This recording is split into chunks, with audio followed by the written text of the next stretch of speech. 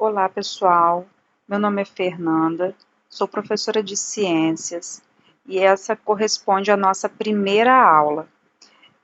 Vale salientar que essa aula será ministrada para as turmas de oitavo ano e também para uma turma de acelera, o A3. Para essa primeira aula, estaremos estudando os níveis de organização do corpo humano e vamos nos deter em células e tecidos. O corpo humano, ele é uma estrutura complexa, sendo que para a gente chegar a essa estrutura complexa, formada por várias estruturas, né, ela parte de unidades menores. Então, a gente tem unidades menores que vão se unindo para dar origem a essa estrutura, como eu falei anteriormente, essa estrutura mais complexa. A gente tem os átomos, que são consideradas a menor partícula da matéria. A gente tem átomos se unindo para formar as moléculas, moléculas se unindo para darem origem às células. Essas células se unem e dão origem aos tecidos. Os tecidos, eles se unem e dão origem aos órgãos.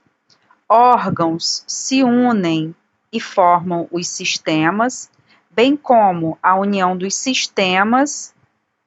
Quando a gente tem a união de determinados sistemas, a gente consegue formar o organismo.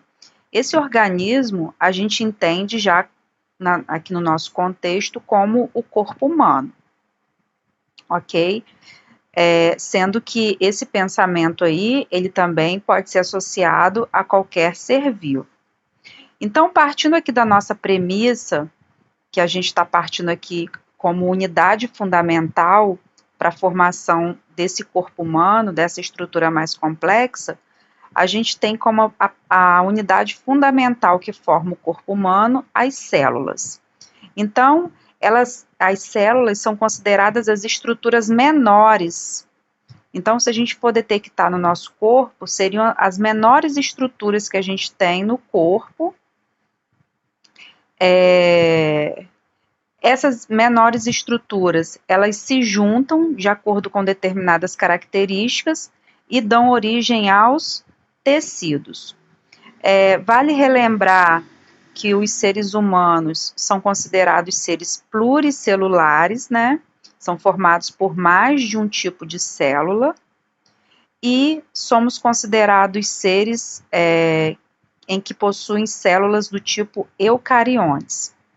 Essas células eucariontes, elas possuem núcleo bem definidos e cobertos por membrana que a gente chama de carioteca. Bom, como que essa célula ela é composta? Quais são as partes que formam esta célula? As células, elas são formadas por membrana plasmática, citoplasma e núcleo. E ainda dentro do citoplasma, a gente encontra as organelas celulares. Se a gente for observar aqui nessa figura aqui ela mostra aonde estão a membrana plasmática, que corresponde a essa estrutura que controla a entrada e a saída de substâncias de dentro da célula.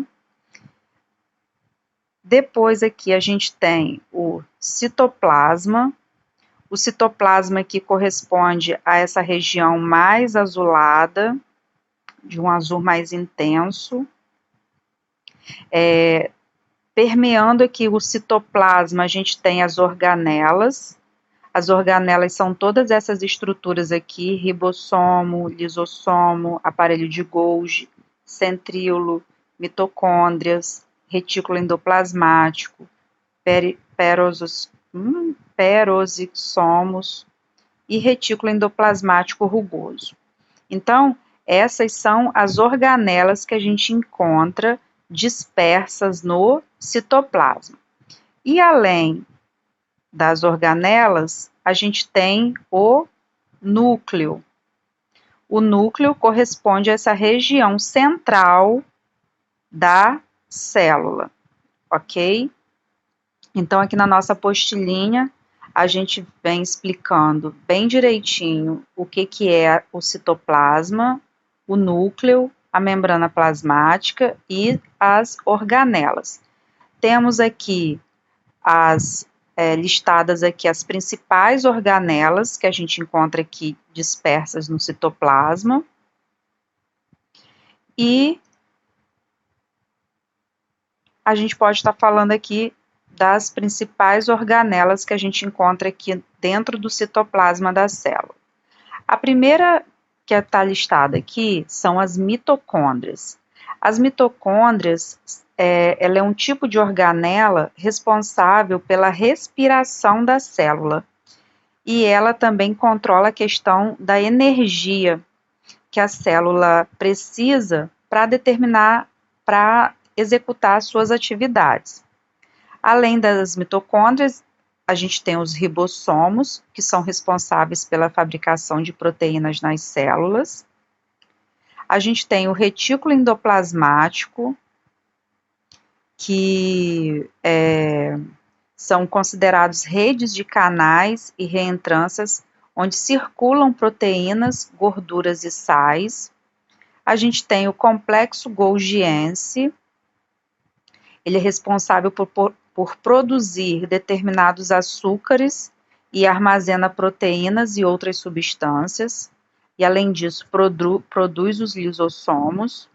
Os lisossomos são responsáveis pela digestão dentro da célula, os centríolos que participam da divisão da célula, os vacúolos que armazenam e transportam as enzimas e água, e temos os cloroplastos, que é uma organela presente em células vegetais e ela é responsável pela fotossíntese. Bom, essas são as partes mais importantes aqui no nosso estudo sobre as células. Além das células, a gente tem os tecidos. O que são os tecidos?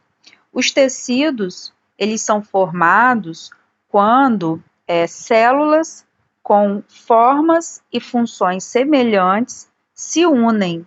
Então, quando a gente tem um grupo de células com características semelhantes unidas, esse grupo de células, ele pode dar origem a um tecido. O nosso corpo, ele é formado basicamente por 4 tipos de tecidos. A gente tem o tecido epitelial, o tecido conjuntivo, o tecido muscular e o tecido nervoso. O tecido epitelial, ele tem como característica bem importante o fato de ele apresentar células justapostas. O que isso quer dizer? Células justapostas são células bastante próximas, são células que na sua união, elas estão bem próximas umas das outras. Então, quando a gente consegue organizar células bem próximas umas das outras, esse tipo de célula dá origem ao tecido epitelial. Outra característica importante do tecido epitelial é que ele forma pouca matriz extracelular. O que isso quer dizer? Matriz extracelular são moléculas que se formam por fora da célula. Extra, ele está relacionado à parte externa. Então, no tecido epitelial, são formados, a gente tem pouco material fora da célula. Quando a gente pensa em tecido conjuntivo, que é um outro tipo de tecido organizado pela união de determinadas células, o tecido conjuntivo, ele tem como característica principal a grande quantidade de matriz extracelular, o que difere ele do tecido epitelial. Enquanto o tecido epitelial tem pouca matriz extracelular, o tecido conjuntivo, ele tem uma grande quantidade de matriz extracelular. Voltando a falar que essa matriz extracelular são aquelas moléculas que se formam por fora da célula. Além disso, o tecido conjuntivo, ele também pode formar o tecido adiposo, o tecido sanguíneo, o tecido cartilaginoso e o tecido ósseo. Esses tecidos citados aqui também são tipos de tecido conjuntivo. Além do tecido conjuntivo, a gente tem o tecido muscular. O tecido muscular, ele tem como característica principal a capacidade de contração.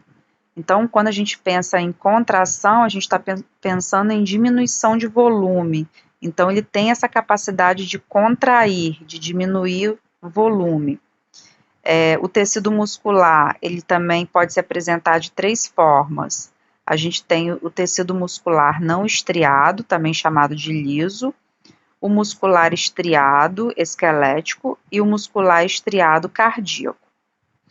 Mas é importante que agora a gente só entenda essa questão de como é formado o tecido muscular e saber que o tecido muscular ele pode se dar nesses 3 tipos, ok? Além disso, para fechar aqui o nosso estudo sobre os tecidos, a gente tem o tecido nervoso, que é um grupamento de células capazes de captar, interpretar e transmitir os chamados impulsos nervosos. Então, esses tecidos capazes de impulsionar, de transmitir os impulsos nervosos, eles são tecidos que a gente categoriza ou chama, né, de tecido nervoso. Ok, pessoal?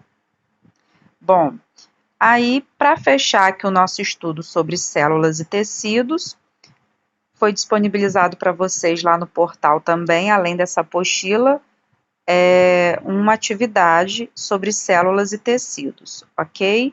Vamos tentar resolver essas atividades e a gente vai conversando nos nossos encontros, ok? Muito obrigada e até a próxima.